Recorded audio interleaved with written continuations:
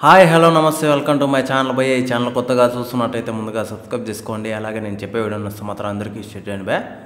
అయితే ఈరోజు మన టాపిక్ వచ్చేసి మన జగదేక వీరుడు అతిలోక సుందరి సినిమా గురించి భయ్య. అయితే ఈరోజు రీ రిలీజ్ అన్న విషయం అందరికీ తెలిసిన విషయమే. కాకపోతే ఈరోజు రీ రిలీజ్ పెట్టుకుని ఇప్పుడు చెప్తున్నావు ఏంద్రా ఈ వీడియో అని చెప్పేసి మీరు అనుకోవచ్చు. నాకు ఎందుకో ఈ సినిమా గురించి మాట్లాడాలనిపించింది భయ్య. కాకపోతే ఇది వచ్చి దాదాపు 25 ఏళ్ళు అవుతుంది భయ్య. ఇప్పటికీ ఈ సినిమాకున్న క్రేజు నేను మెంటల్ ఎక్కిందని చెప్పొచ్చు. ఇప్పుడే సినిమాకి పోయి వస్తున్నాను నేనైతే. నాకు లిటరలీ అసలు నాకు అర్థం కాలేదు భయ్య. మళ్ళీ నైట్ షోకి పోతున్నాను. నాకు నిజంగా సినిమాలో అసలు అంటే మనం ఎప్పుడో చూసాము, మళ్ళీ టీవీలో చూసాము, చాలాసార్లు చూసాము. అసలు ఏమాత్రం కూడా ఇంచు కూడా బోర్ కొట్టలేదు. అలాగే అక్కడ ఫ్యాన్స్ ఉంటారు కదా భయ్య, అసలు మెంటల్ ఎక్కిందని చెప్పచ్చు భయ్య. ఓన్లీ చిరంజీవి గారికే ఇలాంటివి ఉంటాయి అన్న టైప్లో నాకు అనిపించింది. నిజంగా నాకైతే చాలా అద్భుతంగా అనిపించింది భయ్య. సినిమా గురించి చెప్పాలంటే అందరికీ తెలిసిన విషయమే భయ్య. సినిమా గురించి చెప్పాలంటే అందరికీ తెలిసిన విషయమే భయ్య. ఇదేం రివ్యూ కాదు. కాకపోతే ఇక్కడ మ్యాటర్ ఏంటి అంటే వాళ్ళ క్యారెక్టర్లో మళ్ళీ చూస్తుంటే నాకైతే మళ్ళీ ఆనందం అనిపించింది. అసలు మన శ్రీదేవి గారి క్యారెక్టర్ కావచ్చు, శ్రీదేవి గారి క్యారెక్టర్ కావచ్చు, చిరంజీవి గారి క్యారెక్టర్ కావచ్చు, ఈవెన్ మొత్తం బ్రహ్మానందం గారి క్యారెక్టర్ కావచ్చు, అల్లూరి రామలింగ గారి క్యారెక్టర్ కావచ్చు, చిన్నపిల్లల క్యారెక్టర్ కావచ్చు, మొత్తం ఆ సినిమాకి ఎంతలా కష్టపడ్డారా అన్న టైప్లో నాకైతే మళ్ళీ అనిపించింది భయ్య.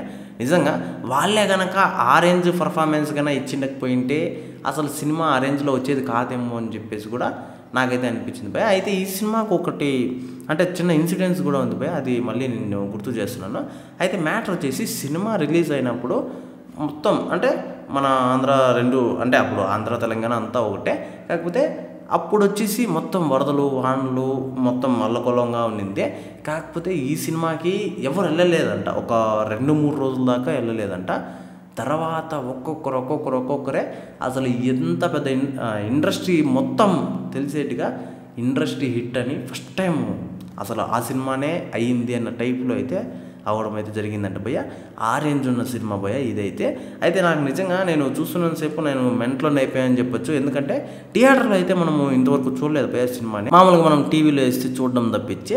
అయితే ఈరోజు థియేటర్లో చూసి మంచి ఎక్స్పీరియన్స్ అయితే పొందాను భయ్య. నిజంగా రాత్రికి మళ్ళీ పోతున్నా. ఎక్సలెంట్గా అనిపించింది నాకైతే సినిమా చూస్తున్నంతసేపు. అయితే ఈ సినిమా మీద మీ ఒపీనియన్ ఏందో కింద కామెంట్ తెలియజేయండి. ఇంకో విషయం వచ్చేసి అప్పటికి ఇప్పటికీ చిరంజీవి గారికి అయితే క్రేజ్ తగ్గలేదని మాత్రం నేను చెప్పగలను భయ్య.